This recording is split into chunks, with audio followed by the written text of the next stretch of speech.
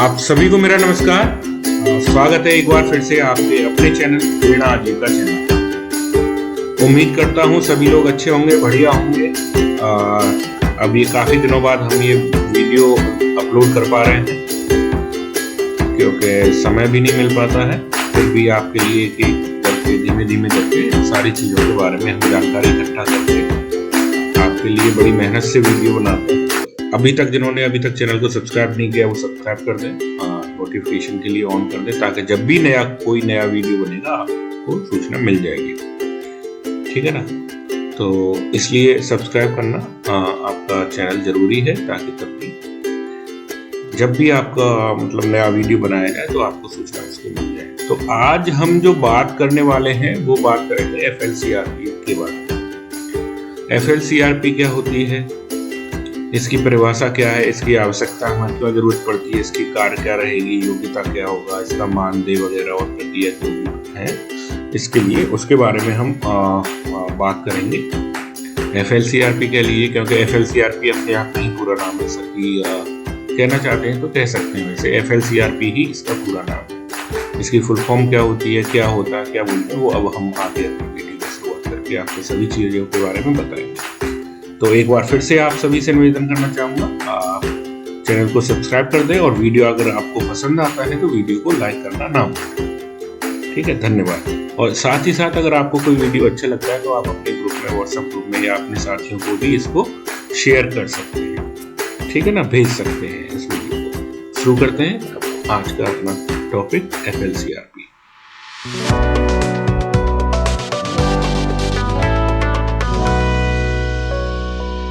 चलिए शुरू करते हैं आज का अपना टॉपिक FLCRP सखी के बारे में। हम जानेंगे आज इसकी परिभाषा, आवश्यकता क्या है, कार्य क्या है, इसकी योग्यता और मानदेय क्या रहेगा। ठीक है, तो शुरू करते हैं इसकी परिभाषा से। FLCRP, अगर हम इसके फुल फॉर्म की बात करें तो FLCRP का मतलब होता है financial literacy community resource person, यानी कि अगर हिंदी में इसको हिंदी में बोले तो क्या बोलेंगे, वित्तीय साक्षरता समुदाय संसाधन व्यक्ति। यानी कि कोई ऐसा व्यक्ति, ऐसा कोई कौन सा व्यक्ति, कम्युनिटी से रिसोर्स पर्सन, कम्युनिटी से संसाधन व्यक्ति, मतलब जो कम्युनिटी के लिए एक रिसोर्स, एक असेट की तरह काम करे। और कम्युनिटी से ही, यानी कम्युनिटी मतलब हम बात करें जिस कम्युनिटी में जैसे समूह हमारे होते हैं, तो SHG से ही निकल के कोई ऐसा व्यक्ति जो कि वित्तीय साक्षरता, फाइनेंशियल लिटरेसी या वित्तीय प्रबंधन के बारे में जानकारी देना, ट्रेनिंग देना, वित्तीय साक्षरता प्रदान करना और समूह को, ऐसे व्यक्ति ही FLCRP कहलाता है। ठीक है, तो इसीलिए इसको शॉर्ट फॉर्म में बोलते हैं FLCRP। पूरा नाम है इसका financial literacy community resource person, Hindi में बोलेंगे वित्तीय साक्षरता समुदाय संसाधन व्यक्ति। अब जैसे कि इसका नाम है, इसकी परिभाषा आपको ऑटोमेटिकली समझ में आ गई होगी। जैसे कि कौन, स्वयं सहायता समूहों को वित्तीय साक्षरता प्रदान करने वाला संसाधन व्यक्ति, यानी कि वो रिसोर्स पर्सन समूह का, जो समूह के लिए काम करेगा, समूह से ही होगा, और लेकिन काम क्या करेगा, वो वित्तीय साक्षरता प्रदान करेगा। यानी फाइनेंशियल लिटरेसी की ट्रेनिंग जो है समूह को, समूह के पदाधिकारियों को कैसे लेन देन करते हैं, बैंक में कैसे होगा, तो वित्तीय प्रबंधन के बारे में, पैसों से संबंधित जितनी भी जानकारी, ट्रेनिंग वगैरह है, वो सारी कहाँ पे देगा, इसमें बीमा भी कवर हो जाता है, बीमा वगैरह। ठीक है ना, तो खाता खोलना है, पैसे निकालने का, चेक भरने का, सारी जानकारी, इसमें पूरी जानकारी समूह को दी जाएगी। इसकी ट्रेनिंग देने का काम करता है FLCRP। ठीक, यहाँ तक समझ में आ गया होगा सभी को। आगे बढ़ते हैं। अब बात करते हैं कि इसकी जरूरत क्यों पड़ती है, FLCRP हमें क्यों चाहिए, समूह के लिए क्यों चाहिए। अब इतना तो आपको समझ में ही आ गया होगा इसकी परिभाषा से, क्योंकि हमें क्यों चाहिए, क्योंकि हम जमीनी स्तर पर देखते हैं कि SHG को, जो हमारे SHG के सदस्य होते हैं, उनको बैंकिंग ट्रांजेक्शन्स में, पैसों के रखरखाव में, लेन देन में, बीमा के बारे में कम जानकारी होती है थोड़ी, तो उनसे उन्हें परेशानी होती है। तो समूह स्तर तक थोड़ा उनको ये ट्रेनिंग के माध्यम से मजबूत किया जाता है। SHG को स्ट्रेंथनिंग का काम इससे होता है ताकि आगे भविष्य में उनको कोई दिक्कत ना हो और लेन देन में ट्रांसपेरेंसी, पारदर्शिता बनी रहे, कहीं किसी को कोई दिक्कत ना आए। ठीक है, फिर भी देख लेते हैं इसकी जरूरत क्यों पड़ती है। ठीक, यानी कि अपने स्वयं के धन के खराब प्रबंधन जिसके कारण अर्जित ब्याज में हानि होती है। क्या होता है कि जो हमारा खराब मैनेजमेंट होता है समूह का, अपने धन का कब मतलब कहाँ पे किस टाइम पे हम उसको धन का प्रबंधन करें जिससे कि हमें ब्याज ज्यादा मिले। यानी समूह के सदस्यों को कब कितनी देनी है, बैंक के खाते में कब कितनी रखनी चाहिए, उसमें कितनी ब्याज होती है, समूह के सदस्यों से कितनी मिलेगी, तो किस चीज में हमारे समूह को फायदा है, इसकी जानकारी उनको कम होती है। तो इन सब चीजों की जानकारी देने के लिए ही एफएलसीआरपी को रखा जाता है। अब उसके अलावा ये तो समूह की बात रही। अब दूसरी बात करें तो बैंकों से उनके द्वारा लिए गए ऋण का खराब प्रबंधन। क्या बैंकों से हम कभी कभी सीसीएल करवाते हैं, कैश क्रेडिट लिंकेज के थ्रू हमें जो पैसा मिलता है तो उसको एक समय पे ही भुगतान करना होता है। किस समय पे हम भुगतान करेंगे तो हमें कब फायदा होगा, ठीक है ना। और अगर उसमें हम एनपीए में ना जाए, पेनल्टी ना लगे, उन सारी चीजों के बारे में, ब्याज की हानि कब होगी, धन में किसने समय पर क्या फायदा हो, तो वो सारी चीजों का ध्यान रखना है। बैंक में भी कई तरीके के लोन होते हैं, उन सब चीजों के बारे में जानकारी भी होनी चाहिए कि कहीं हम कोई दूसरा लोन तो नहीं ले रहे, या एफसीसीएल अपने समूह के लिए जो सबसे बेस्ट है, उपयुक्त है, वही ले रहे हैं। तो उसी हिसाब से आप को क्या है पूरी जानकारी इसमें समूह के पदाधिकारियों को, समूह के सदस्यों को ये इसके बारे में पूरी जानकारी देनी जाएगी। ठीक है, और उनकी बैंकिंग, यानी ये तो रही बैंक से उनसे लोन वगैरह लेते हैं तो उस पर बैंकिंग आवश्यकताओं के बारे में जानकारी का अभाव रहता है, तो उसके लिए भी एफएलसीआरपी उनको ट्रेनिंग देने का काम करती है बैंकिंग। अब बैंकिंग आवश्यकता क्या हो सकती है, आपके खाते जाते हैं, पैसे निकालने का काम करते हैं, सबसे पहले तो खाता खुलवाने से ही शुरू हो जाता है, बड़ी प्रॉब्लम आती है फिर सीसीएल वगैरह करवाने में, और उसके बाद में पैसे के लेन देन में उसके लिए प्रस्ताव वगैरह कैसे क्या लिखना है, वो सारी चीजों के बारे में पूरी जानकारी इस ट्रेनिंग के माध्यम से एफएलसीआरपी देने का काम करती है। ठीक है, उसके बाद में और भी बैंकिंग के और भी प्रोडक्ट होते हैं, उनके बारे में जानकारी हो सकती है। ठीक है, जैसे बीमा उत्पादों के बारे में जानकारी कब, आप उनके लिए कौन सा जीवन बीमा कवर सही रहेगा, संपत्ति का करवाना महंगा, स्वास्थ्य। तो अब इसमें बीमा भी कई तरीके के होते हैं, स्वास्थ्य बीमा हो सकता है, संपत्ति का होता है, कवर का होता है, खुद का होता है, पशुओं का हो सकता है। तो इस तरीके से बहुत सारे बीमा होते हैं, उन सब के बारे में जानकारी, आपको कौन सा बीमा सही रहेगा, क्या रहेगा, उसके बारे में आपको पूरी दी जाएगी। ठीक है, अब क्या होता है कि जो क्या है प्रेषण के अवसरों के बारे में जानकारी का अभाव रहता है। यानी कि जब भी हमें कोई क्या कहते हैं कोई अवसर में हमें मिलता है, उसके बारे में जानकारी का अभाव होता है, जिसके कारण धन का महंगा, असुरक्षित और अविश्वसनीय संचरण होता है। ठीक, यानी कि जो कम्युनिकेशन वगैरह के अभाव में, जानकारी के अभाव में क्या होता है कि कभी कभी हमारे समूह का नुकसान हो जाता है, जिससे कि हम ज्यादा लाभ उसका नहीं उठा पाते हैं। तो अब ये हमें जानकारी होगी, अगर मान के चलो कोई हमें, किसी ने हमें पता तो चल गया लेकिन वो टर्म हमें नहीं पता है कि इससे क्या होता है, उसकी जानकारी नहीं है, तो हम उसका फायदा कैसे उठाएंगे। तो अगर हमारे पास जानकारी है भी लेकिन हम नहीं जानते हैं तो हम उसका फायदा नहीं उठा पाते कभी कभी। लेकिन हम उस चीज के बारे में पहले से जानते हैं और उसकी अवसर हमें कभी मिलता है आगे चल के, तो हम उस चीज का आगे चल के समूह, यानी हम मतलब समूह, उसका फायदा उठा सकता है। ठीक है कि नहीं। अब निवेश के बारे में कहाँ कहाँ पे, वही जो इससे मैंने पहले भी बताया था, निवेश में के समूह के पास रखें, बैंक के पास रखें, या किसी और काम धंधे में लगाएं तो हमारे समूह को ज्यादा आमदनी होगी या ज्यादा फायदा होगा। और काम करें तो कौन सा काम करें, कहाँ पे इन्वेस्ट करें अपने समूह का पैसा, उन सारी चीजों से आप लोगों को अपना क्या कहते हैं अपने समूह का ज्यादा लाभ हो सके, उन सबके बारे में एफएलसीआरपी मतलब जानकारी देगी। तो उस हिसाब से आप आगे काम करेंगे तो आपकी आय में हानि नहीं होगी। ठीक है ना। और इसके अलावा सूक्ष्म और लघु उद्योगों की स्थापना के लिए विभिन्न ऋण उत्पादों के बारे में, यानी अगर कोई आप काम करना चाहते हैं लघु उद्योग वगैरह कुछ भी, तो उसके लिए ऋण कौन कौन से उपलब्ध हैं बाजार में, कौन कौन से ऋण आप लोग सकते हैं, उन सब की जानकारी का अभी अभाव रहता है। तो ट्रेनिंग के बाद आपको शायद थोड़ी सी उसके में जानकारी और बढ़ेगी। ठीक है ना।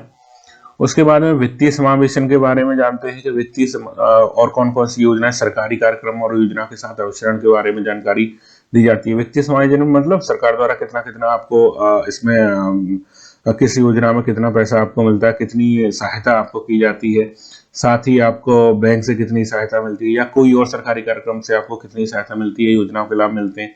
साथ ही कन्वर्जेंस अवसरण के माध्यम से आपको अलग अलग विभागों से कौन सी योजना मिल जाती है, जैसे नरेगा के साथ में आपको कोई और चल रही है, पशु चिकित्सालय के हिसाब से आपके साथ में अवसरण करके कोई और कार्यक्रम, या मतलब कोई भी किसी और विभाग के साथ में मिलकर अगर हमारे समूह कोई काम करते हैं तो उस सब की जानकारी के बारे में जितना चल रहा होगा अभी और आगे भी आएंगे तो उस तरीके को आपको पता चलेगा कि हमारा जो एनआरएलएम का विभाग है वो बाकी के विभागों के साथ भी मिलकर एक अपना कोई नया काम शुरू कर सकता है जिससे कि उसकी आय बढ़ेगी। ठीक है, तो जब हमारा विभाग जब दूसरे विभाग के साथ काम करता है तो उसको कन्वर्जेंस बोलते हैं, अवसरण बोलते हैं कि हम कन्वर्जेंस के माध्यम से कोई काम कर रहे हैं, यानी हमारा विभाग एनआरएलएम का और किसी और विभाग से काम करे तो उसको अवसरण और कन्वर्जेंस कहते हैं। ठीक है ना, जैसे हमारे गांव में समूह के सदस्यों के लिए पशु शेड वगैरह बनते हैं, नाडेप का निर्माण होता है पोषण वाटिका के लिए और गोट शेड के लिए, फार्म पॉइंट तालाब के लिए, ये सब काम नरेगा के द्वारा समूह सदस्यों के लिए करवाए जाते हैं। आपकी ग्राम पंचायतों में हो रहे होंगे, आपने सुना भी होगा, जानकारी होगा। तो अब ये नरेगा के साथ मिलकर समूह के लिए काम हो रहा है तो इसको क्या बोलते हैं, कन्वर्जेंस बोलते हैं। ठीक है, अवसरण बोलते हैं। साथ ही बहुत सारे काम होते हैं, जैसे आंगनवाड़ी के साथ में राशन वितरण करने का कार्यक्रम होता है, तो अब आंगनवाड़ी के साथ में हमारा एनआरएलएम का काम कर रहा है तो इसको बोलेंगे आंगनवाड़ी के साथ में कन्वर्जेंस के थ्रू हमारा विभाग काम कर रहा है। ठीक है ना, अवसरण या कन्वर्जेंस, इंग्लिश में कन्वर्जेंस बोलते हैं। ठीक, चलिए तो ये तो एफएलसीआरपी सखी क्यों रही, उसके बाद में एक अलग टॉपिक पे हमने चर्चा कर ली। कन्वर्जेंस हालांकि एनआरएलएम में बहुत बड़ा रोल प्ले करता है, तो कन्वर्जेंस और अवसरण के माध्यम से ही हमारे समूह के जो सदस्य हैं वो ज्यादा से ज्यादा लाभ उठा सकते हैं, अन्य विभागों के साथ योजनाओं का लाभ लेते हुए अपनी आजीविका और समूह को मजबूत कर सकते हैं। ठीक, चलिए इसके बारे में चलो आज एक नया शब्द था, आपको बता दिया, अलग से बताने का शायद मौका भी ना मिलता। अब बात कर लेते हैं इनकी अच्छा, अभी तक आपको समझ में आ गया होगा, उम्मीद करता हूं कोई दिक्कत परेशानी नहीं रही होगी। हालांकि थोड़ा टाइम लग गया, कन्वर्जेंस को भी मैंने थोड़ा सा आपको ज्यादा बता दिया, हालांकि इसका टॉपिक नहीं था लेकिन मुझे जरूरी लगा कि आप लोगों को इसके बारे में जानकारी होनी चाहिए। तो अगर आपको सही लगता है कि इस तरीके की अलग अलग कोई भी जानकारी अगर मैं समय समय पर आपको देता रहूं तो कमेंट बॉक्स में लिखना ना भूलें। ठीक है ना, जिससे कि हमारा मनोबल भी बढ़ता है और हम अच्छे जो पॉइंट्स हैं, अच्छी जानकारी है वो आप तक सटीक जानकारी, सही जानकारी जितनी जरूरी हो उस हिसाब से आपके पास में रखते हैं। चलिए अब बात करते हैं इनके एफएलसीआरपी के बारे में। अभी आप भी कह रहे होगे काफी लंबा हो जाता है वीडियो, बट क्या करें, चीजें जब निकलती हैं तो फिर पूरी की जानी चाहिए, तो अच्छा है, आपकी जानकारी बढ़ती है, हमें खुशी मिलती है। तो अब बात कर लेते हैं इसकी योग्यता मापदंड के बारे में। खैर बात बहुत हो गई, अब थोड़ा सा जल्दी से इस वीडियो को कवर करते हैं। तो इसकी योग्यता मापदंड के बारे में बात करें तो आपके हिसाब से कितनी योग्यता होनी चाहिए। एक एफएलसीआरपी जो कि समूह को वित्तीय साक्षरता प्रदान करेगी, ट्रेनिंग प्रदान करेगी, ठीक है, पैसों के बारे में, वित्तीय लेन देन के बारे में। चलो अंदाजा लगाना छोड़िए, चलो हम देख ही लेते हैं। ठीक है ना, जो एफएलसीआरपी होती है, वित्तीय साक्षरता, एफएलसीआरपी का चयन, सीआरपी तो आपने आईसीआरपी भी सुना होगा। यहाँ पे एक चीज पे हम गौर करते हैं, देखिए यहाँ पे क्या लिखा हुआ है, एफएलसीआरपी। यहाँ पर एफएलसीआरपी कम्युनिटी रिसोर्स पर्सन, और एक होती है आईसीआरपी। आईसीआरपी पर भी हम वीडियो जल्दी बनाएंगे। आईसीआरपी का क्या काम होता है, अगर यहाँ पे आई लगा दें, एफएल को हटा दें, तो आईसीआरपी का क्या काम हो जाता है। आईसीआरपी वो होती है जो समूह बनाने का काम गांव-गांव जाके करती है। जो आपने देखा होगा, आपका जब समूह का गठन हुआ होगा आपके ग्राम पंचायत में, तो बाहर से 3 या 5 या जो भी हैं कुछ जो समूह सदस्य आपके पास में आए होंगे और उन्होंने समूह का निर्माण, आपके समूह को बनाया होगा, गठन किया होगा, फॉर्म वगैरह भरवाया होगा। तो वो जो काम करने का काम करती है उसको बोलते हैं आईसीआरपी। अगर उसी में एसआर और लगा दिया जाता है, डॉट लगा के, यानी सीनियर आईसीआरपी, वो आपका ग्राम संगठन बनाने का काम करती है। उन दोनों के बारे में भी हम आगे वीडियो जल्दी बताएंगे कि उनको कितना मानदेय वगैरह मिलता है, कैसे क्या काम करना होता है। पूरी जानकारी आपको आगे के वीडियो में दी जाएगी, मतलब आईसीआरपी और सीनियर आईसीआरपी की। चलिए लौट के आते हैं आज के अपने टॉपिक पर। वो है क्या है, एफएलसीआरपी। एफएल का मतलब हो गया वित्तीय साक्षरता, और सीआरपी तो कॉमन सभी में है ही है, कम्युनिटी रिसोर्स पर्सन, यानी समुदाय का एक रिसोर्स, यानी क्या कहते हैं रिसोर्स, एक तरीके से सेट मान के चलिए उसको, और पर्सन व्यक्ति, संसाधन, रिसोर्स मतलब संसाधन, संसाधन मतलब समझते हैं जो हमारे किसी काम में आ सके, ऐसी चीजें जो हमारे काम में आ सके उनको हम संसाधन बोलते हैं, चाहे वो किसी भी चीज के काम में आ रहे हो। तो ये किस काम में आ रहे हैं, हमें वित्तीय साक्षरता को, तो यानी वित्तीय साक्षरता को प्रदान करने वाला, कम्युनिटी से लिया हुआ ऐसा व्यक्ति जो वित्तीय साक्षरता के काम में आएगा उसको रिसोर्स पर्सन कह रहे हैं। ठीक है, एफएलसीआरपी का चयन इनका क्या जाता है, जनरली जो एक साल पुराने यानी 52 मीटिंग हो जाए या एक साल पुराना ब्लॉक हो जाता है, उसी में ही ज्यादातर वित्तीय साक्षरता एफएलसीआरपी का चयन किया जाता है वहां पे वो काम करने के लिए। अब इसमें क्या है कि एक ब्लॉक में लगभग 20 से 25 वित्तीय साक्षरता सीआरपी का चयन किया जाएगा। ठीक है, वो जरूरत के हिसाब से होता है, कितनी कम या ज्यादा हो सकती है, जितने एसएचजी होंगे, जितनी ग्राम पंचायतें होंगी, उस हिसाब से धीमे धीमे करके, कोई हो सकता है ब्लॉक छोटा हो, कोई ब्लॉक बड़ा हो, उस हिसाब से जितनी आवश्यकता होगी उस हिसाब से एफएलसीआरपी का चयन होगा। एफएलसीआरपी कहां से होगा, कम्युनिटी से होगा। कम्युनिटी मतलब एसएचजी कम्युनिटी, एसएचजी कम्युनिटी मतलब समूह का सदस्य होगा, समूह का ही सदस्य होगा, समूह की कम्युनिटी से होगा, एसएचजी से होगा। ठीक है ना, यानी उसका समूह सदस्य होना जरूरी है। कितना, वही एक साल है तो कम से कम एक साल 52 साप्ताहिक बैठकों में भाग लिया होगा, यानी एक साल पुराने समूह में उसमें बैठकों में उसका भाग लेना जरूरी है। उसके बाद में 10वीं पास हो और बुनियादी गणितीय गणना में अच्छा हो, मतलब 10वीं, कम से कम 10वीं पास, ऊपर कितना भी हो सकता है, वो 12 हो, बीए हो, एमए हो, पीएचडी, कुछ भी हो, XYZ, लेकिन उसका कम से कम 10वीं पास हो, और बुनियादी गणितीय गणना में यानी उसको जोड़, घटाना, गुणा, भाग वगैरह, अनुपात, प्रतिशत वगैरह, ये सब सारी चीजें निकालना उसको अच्छे से आता हो, ताकि वो हिसाब किताब लगाने में सक्षम हो और दूसरों को भी हिसाब किताब लगाना सिखा सके और दूसरे समूह को बता सके। ठीक, अब उसकी आयु की बात करें तो उसकी आयु 20 से 40 वर्ष के बीच में होनी चाहिए।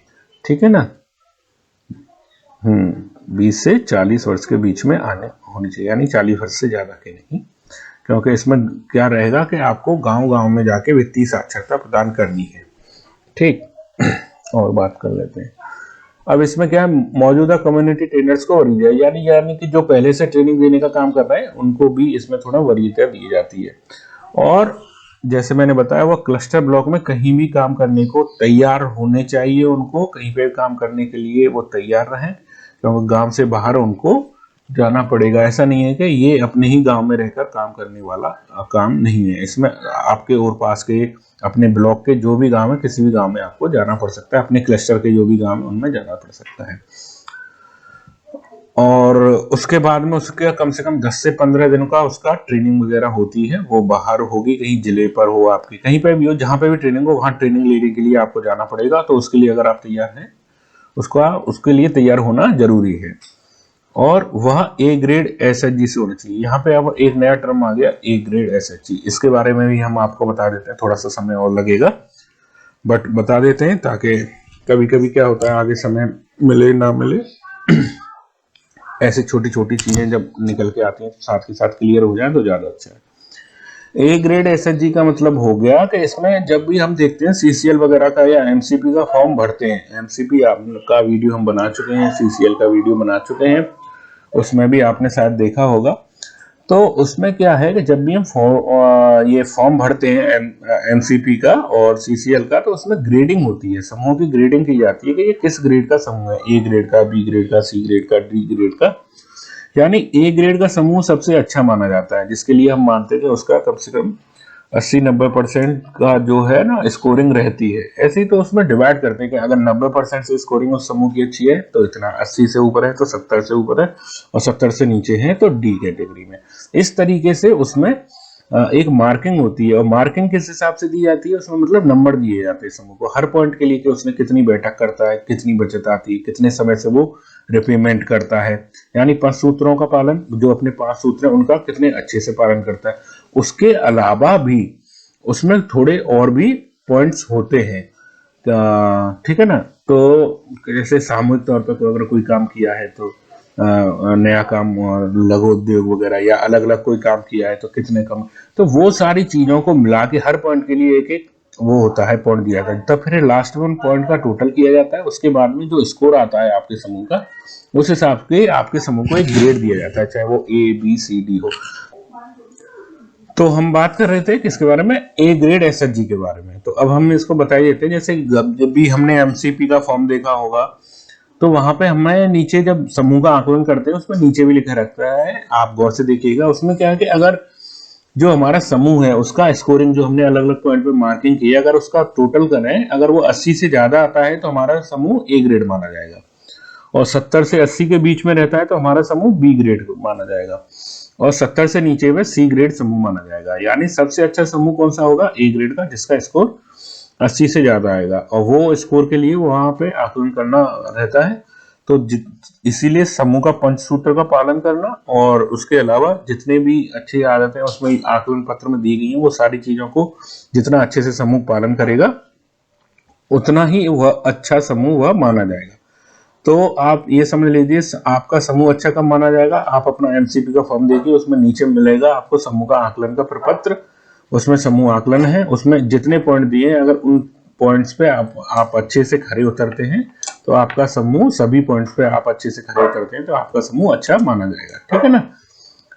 और सबसे बेसिक बात है कि पंचसूत्र आपके अच्छे से पालन करना होना चाहिए समूह का, ठीक। हाँ, चलिए आगे बढ़ते हैं। उसके पास क्या है, संचार और व्यक्ति कौशल होना चाहिए, यानी वो अपनी कम्युनिकेशन, जो बात करने का तरीका है, स्टाइल है, वो भी उसमें होनी चाहिए, और अपनी बात रख सके किसी के सामने अच्छे ढंग से, तो वो तरीका भी उसमें आना चाहिए, ठीक। और उसे बिना किसी भेदभाव के समुदाय के साथ काम करने की इच्छा होनी चाहिए। तो ये तो रही उसके योग्यता मापदंड के बारे में। अगर अब हम बात करें उसके कार्य और दायित्व, तो ज्यादातर आपको समझ में आ ही गया होगा अभी तक क्या उसके कार्य रहने वाले हैं, क्या दायित्व रहेगा, ठीक है। फिर भी एक नजर जल्दी से इस पर भी देख लेते हैं। इसमें क्या क्या, यूपीएसआरएल जो अपना, यूपीएसआरएल क्या है, उत्तर प्रदेश राज्य ग्रामीण आजीविका मिशन, और एनआरएलएम क्या होता है, राष्ट्रीय ग्रामीण आजीविका mission, NRLM, national rural livelihood mission. और यूपीएसआरएलएम क्या हो गया, Uttar Pradesh state rural livelihood mission, Uttar Pradesh राज्य ग्रामीण आजीविका मिशन, ठीक।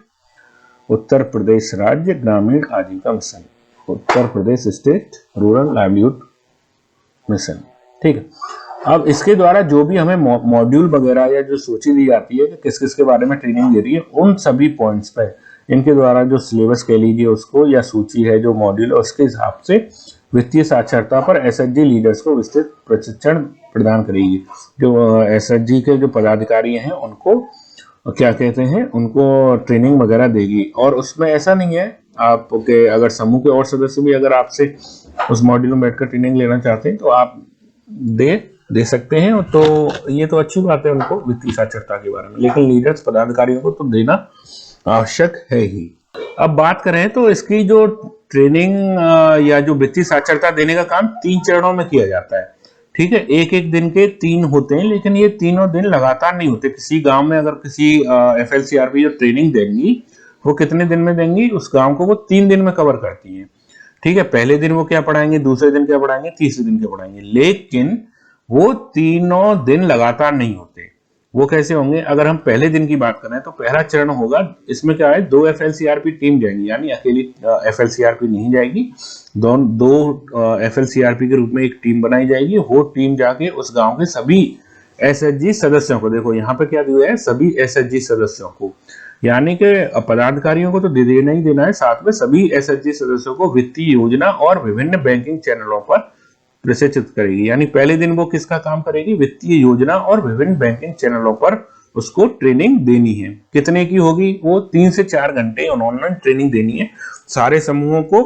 पहले दिन में किसके बारे में बताएंगे, वो वित्तीय योजनाएं और विभिन्न बैंकिंग चैनलों पर सारी जानकारी देंगे। फिर क्या होगा, उसके 10-15 दिनों बाद दूसरे चरण की ट्रेनिंग होगी। वो भी कितने दिन की, 1 दिन का दूसरा चरण लगेगा। ये भी कितना होगा, 10 से 15 दिन बाद पहले चरण के।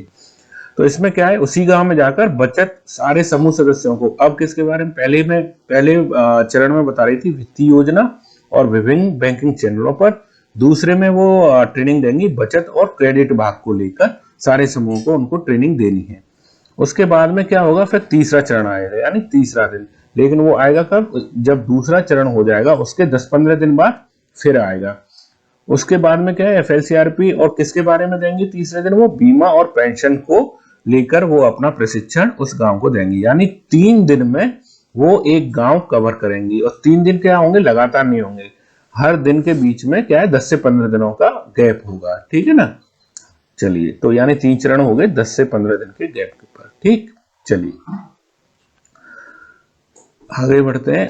अब क्या है, अब 2 वित्तीय साक्षरता यानी 2 एफएलसीआरपी एक ही टीम में काम करेंगे, ऐसा नहीं है एक ही को जाना होगा, 2 के एक टीम बनाई जाएगी, और वो टीम क्या करेगी, 9 दिनों के लिए 1 दिन के 3 चरणों में काम करेगी। यानी जो 3 चरण है 1-1 दिन के, उस दिन में काम करेगी 9 दिनों के लिए महीने में, यानी एक सीआरपी टीम एफएलसीआरपी महीने में 9 दिन काम करेगी। अब 9 दिन काम करेगी तो कितने गांव कवर कर सकती है, 3 दिन में एक गांव कवर हो रहा है तो 3 गांव कवर कर सकती है वो, ठीक है ना। यानी अगर हम बात करें तो एक बैच बना जाएगा, किसी भी गांव में जाएंगे तो एक बैच बनाएगा जिसमें सारे समूह सदस्य होंगे, ठीक है। एक बैच को 3 चरणों में कवर किया जाएगा, प्रत्येक चरण एक दिन में 3 से 4 घंटे होंगे, एक दिन की ट्रेनिंग होगी, एक दिन में भी अगर बात करें तो हम 3 से 4 घंटे शामिल होंगे। आवश्यकता अनुसार इसको, जब तक आप अच्छे से जानकारी सारे समूह सदस्यों को मतलब जानकारी पूरी नहीं देते तो ये समय आप बढ़ा भी सकते हैं, लेकिन कम से कम 3-4 घंटे में आपको वो कवर कराना है। उसके बाद में क्या है, कुल दिन कितने हो जाएंगे, यानी 3 गुणा, एक बैच के लिए 3 दिन होने चाहिए, यानी एक गांव का क्या है 3 दिनों में वो एक गांव कवर करेगी, ठीक है, और वो भी 10 से 15 दिन के बाद। एफएलसीआरपी की एक टीम महीने में 3 गांव को कवर कर सकती है, यानी 9 दिन में, यानी 9 दिन हो गए, एक गांव 3 दिन के, तो 9 दिन में वो 3 गांव को कवर करेगी, और 1 महीने में दिया जाएगा, ठीक है, और 1 महीने में यानी वो 3 गांव कवर कर सकती है। यह मिशन की आवश्यकता अनुसार भिन्न हो सकता है, जरूरत पड़ने पर इसमें क्या है कि आपके गांव भी ज्यादा बढ़ाए जा सकते हैं, कम किए जा सकते हैं, जैसी जरूरत पड़े, ठीक है ना। फिर भी 9 दिन का तो आप मान के चलिए कि 9 दिन आपका जो है कार्य रहेगा महीने में ट्रेनिंग का। अब अगर हम इसके मानदेय की बात कर ले तो मानदेय कितना रहेगा, इसमें जो मानदेय है, संसाधन शुल्क है प्रतिदिन, वो कितना है 277 रुपए प्रतिदिन रहेगा।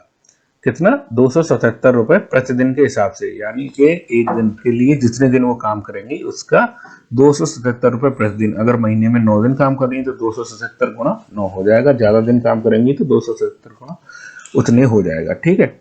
उसके बाद अगर हम बात करें, अगर वो बाहरी यात्रा करती हैं यानी उनको यात्रा भत्ता दिया जाएगा, लेकिन किसके लिए, बाहरी यात्रा करती हैं तो बस किराया, ट्रेन किराया और जो भी ऑटो रिक्शा का जो वास्तविक उन्होंने पे किया होगा उस हिसाब से उनको दिया जाएगा। लेकिन कितना दिया जा सकता है, प्रति माह 1000 रुपए की अधिकतम सीमा, 1000 रुपए तक का उनको यात्रा भत्ता या भाड़ा दिया जा सकता है, उससे ज्यादा का नहीं दिया जाएगा, चाहे वो बिल कितने का भी हो, अधिकतम 1000 रुपए, ठीक है। यानी वो वास्तविक के रूप में, और वो भी 1000 रुपए से कम तक का उनको दिया जा सकता है, अधिकतम 1000 रुपए है, ठीक। चलिए, तो ये तो बात रही उनके मानदेय की। तो अब इसमें क्या है कि प्रतिदिन दिन एफएलसीआरपी एनआरएलएम लागत मानदंडों के अनुसार है। ये जो 277 रुपए प्रतिदिन है एनआरएलएम के लागत मानदंडों के अनुसार, इतना जो भत्ता है ये आगे चल के बढ़ जाए कम हो, वो एनआरएलएम के हिसाब से है। वैसे कम तो अधिकतर होता नहीं है, बढ़ेगा ही यहाँ तक वहां तक, लेकिन अभी जो है 277 रुपए प्रतिदिन के हिसाब से ही दिया जाना है, आप इतना ही माने, ठीक है ना। ठीक है, ये 2016 में ही इसको डिसाइड किया गया था, 277 रुपए प्रतिदिन, उस हिसाब से ये अभी दिया जा रहा है, ठीक। तो उम्मीद करता हूं आपको वीडियो अच्छा लगा होगा। तो एक बार फिर से आप सभी से निवेदन है कि आप वीडियो को लाइक और शेयर करना ना भूलें, और जिन्होंने चैनल सब्सक्राइब नहीं किया है सब्सक्राइब कर दें, ताकि आगे हम जो भी वीडियो डालें आपको सूचना मिल जाए, ठीक है। चलो आगे बढ़ते हैं। अगर वही इसकी मानदेय की प्रक्रिया का होगी तो वो कहां से दी जाएगी, इनको ये क्लस्टर से, ये किसके कैडर होंगे, एफएलसीआरपी अपने क्लस्टर के कैडर होंगे, और क्लस्टर इनको मानदेय देगा। क्लस्टर कैसे देगा? क्लस्टर जो है अपने ब्लॉक मिशन प्रबंधन इकाई को क्या कहते हैं, डिमांड करेगा, और ब्लॉक मिशन प्रबंधन इकाई जो है आपका BMMU ऑफिस जो है, ब्लॉक ऑफिस जो है, वो अपने डिस्ट्रिक्ट ऑफिस को उस मांग को अप्रूवल के साथ प्रेषित करेगा जिला मिशन प्रबंधन इकाई को। जिला मिशन प्रबंधन इकाई CLF को पैसे ट्रांसफर करेगी, CLF FLCRP को, फिर FLCRP से रिव्यू और जो है उपयुक्तता प्रमाण पत्र और उनका कार्य का निरीक्षण CLF करके उनसे लेते हुए नई डिमांड के लिए पैसे ही। तो ये प्रक्रिया आपस में चलती रहेगी, जैसे कि बाकी और कैडरों की भी चलती है। किसी की VO के साथ में चलती है, किसी की CLF के। तो FLCRP किसका कैडर है? CLF का है, तो वो CLF के हिसाब से काम करेगा। CLF उसका क्लस्टर जो है आपका, उसका मानदेय भुगतान की प्रक्रिया पूरा करेगा। तो उम्मीद करता हूँ आप सभी को वीडियो अच्छा लगा होगा। तो आज की वीडियो में इतना ही है, मिलेंगे आगे जल्दी ही।